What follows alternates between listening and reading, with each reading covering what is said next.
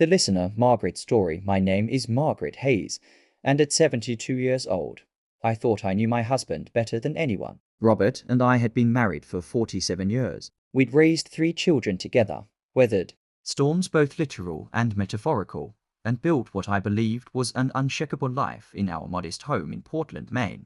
Robert was a retired accountant, methodical and quiet. I was a former elementary school teacher who still volunteered at the local library. Our days had settled into a comfortable rhythm of morning coffee, afternoon walks, and evening television. Perhaps too comfortable, I would later realize. It began on a Tuesday in October. Robert came home from his weekly lunch with his old colleagues looking unusually animated. His eyes held a brightness I hadn't seen in years. Margaret, he said, settling into his favorite armchair, I've met someone who really understands finances. Someone who listens better than anyone I've ever known. I looked up from my book, curious but not yet concerned. That's wonderful, dear. One of your old work friends. Not exactly, he said, his voice carrying an odd excitement. A financial advisor. Very knowledgeable. We've been talking about optimizing our retirement savings. Over the next few weeks, Robert became increasingly secretive about his phone. He'd step out onto the porch to take calls, speaking in hushed tones. He mentioned this advisor frequently, always with that same peculiar enthusiasm. Then came the day that changed everything. I was making dinner when Robert walked into the kitchen with an unusual spring in his step. Margaret, I have wonderful news, he announced. My advisor suggested we consolidate our accounts for better returns. I've transferred our savings into your account. It's all secure now, in one place where it can grow more efficiently.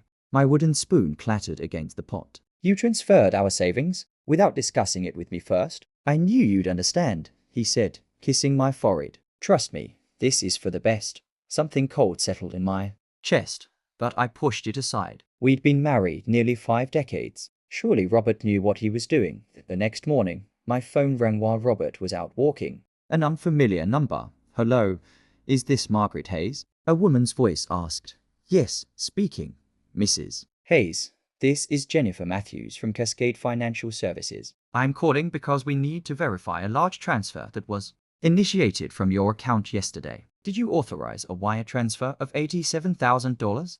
The kitchen tilted. No, I absolutely did not. My hands shook as I accessed our online banking. The account was nearly empty. $87,000 gone. Our entire life savings, accumulated through decades of careful living and modest pleasures, vanished overnight when Robert returned from his walk. I was sitting at the kitchen table, my laptop open, my face strained of color. Robert, I said quietly, sit down. He saw my expression and the color left his face too. What's wrong? Our money is gone. All of it. Someone called about a transfer I never authorized. I paused, letting the words settle between us. Your advisor called me by mistake, Robert. They were supposed to call you to confirm the transfer, but they dialed my number instead. The number associated with the account. I watched as understanding crashed over him like a wave. His mouth opened, then closed. His hands began to tremble.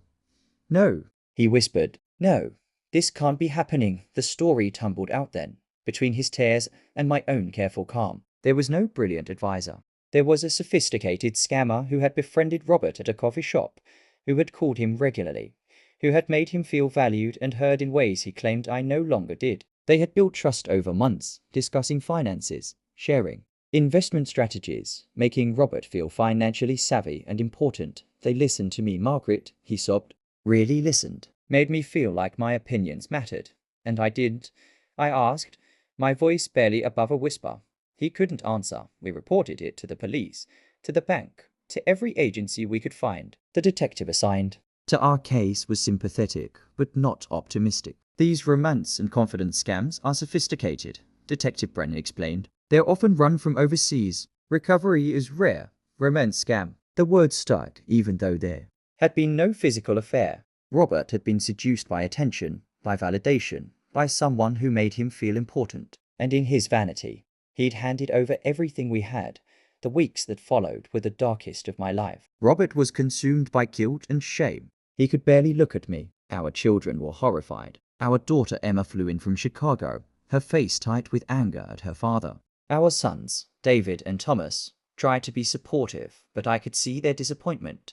I moved through those days in a fog, feeling the weight of decades of trust shattered in a moment of foolishness. Part of me wanted to rage, to leave, to punish Robert for his stupidity and betrayal. But another part of me, the part that had loved this man for 47 years, saw his suffering and felt only sadness. Then, 3 weeks after the theft, something unexpected happened. I received a call from Detective Brennan. "Mrs. Hayes, you need to come down to the station. There's been a development at the police station."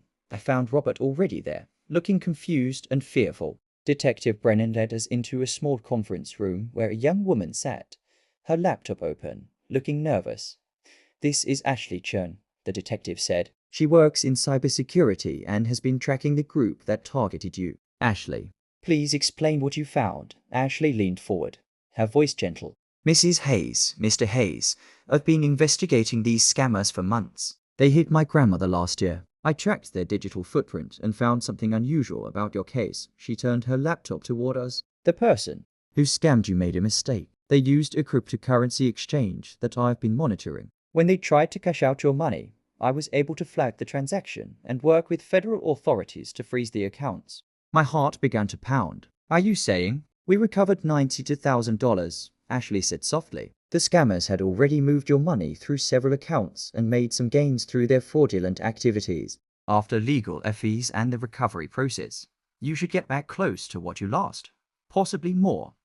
I felt Robert's hand find mine under the table, squeezing desperately. We both began to cry, but Ashley wasn't finished. "There's something else," she said, glancing at the detective. "In tracking these scammers, we discovered they had targeted 17 other elderly couples in Oregon and Washington. Using the information from your case, we were able to alert 12 of them before they lost their money. 5 had already been victimized, and we've recovered partial funds for 3 of those families." The detective nodded. "Your case broke this ring open, Mrs. Hayes. You saved a lot of people a lot of heartache.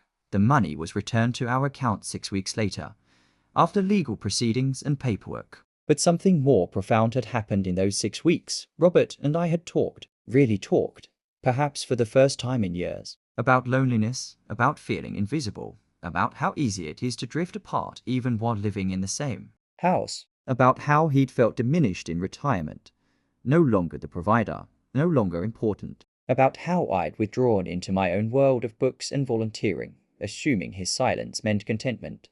"I almost destroyed us," Robert said one evening, sitting across from me at our kitchen table, his hands wrapped around a mug of tea that had long since gone cold. "You made a terrible mistake," I agreed. "But so did I. I stopped really seeing you, Robert. I stopped asking what you needed. That doesn't excuse what I did." "No," I said, "it doesn't. But it helps me understand it." We started over, in small ways. Morning coffee became a time for conversation, not just routine. We joined a community center, taking classes together, meeting new people as a couple. Robert started volunteering at a financial literacy program for young adults, using his near catastrophe as a teaching moment about scams and fraud. And I learned something about forgiveness. Not the quick, easy kind, but the slow, difficult kind that requires choosing love over hurt. Day after day, conversation after conversation. On our 48th anniversary, Robert gave me a card. Inside, he'd written, "To Margaret, who listens better than anyone. Thank you for hearing not just my words, but my heart, even when I'd broken yours. You are my someone." I cried reading it, but this time, they were tears of healing. The scammers were eventually caught, operating from an apartment in Seattle, not overseas as everyone had assumed. They were American citizens preying on their own neighbors. They were prosecuted, and our testimony helped put them away. But the real story wasn't about revenge or justice. It was about 2 people who had forgotten how to truly see each other, who had let the comfortable silence of a long marriage become a dangerous distance. It was about a mistake so enormous it could have ended everything, and the choice to rebuild instead. I am 73 now. Robert is 75. We still live in our home in Portland, still take our afternoon walks, but now we talk during them, really talk, about everything and nothing, about fears and hopes, about the grandchildren and the garden and the state of the world. Sometimes I wonder what would have happened if that scammer hadn't dialed my number by mistake. If I'd never known about the transfer until it was too late to stop it, until our money was truly and permanently gone. Would Robert have confessed? Would our marriage have survived? I don't know. but I'm grateful I never had to find out.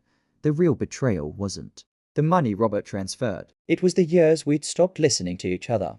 The gradual silence that had made him vulnerable to someone who offered what seemed like genuine attention. And my revenge, if you could call it that, was the most powerful kind. Choosing to love him anyway. Choosing to rebuild. Choosing us over anger. Because in the end, the greatest act of revenge against those who try to destroy what you have is refusing to let them succeed. We didn't just survive. We found each other again. And that, I've learned, is worth more than any amount in a savings account.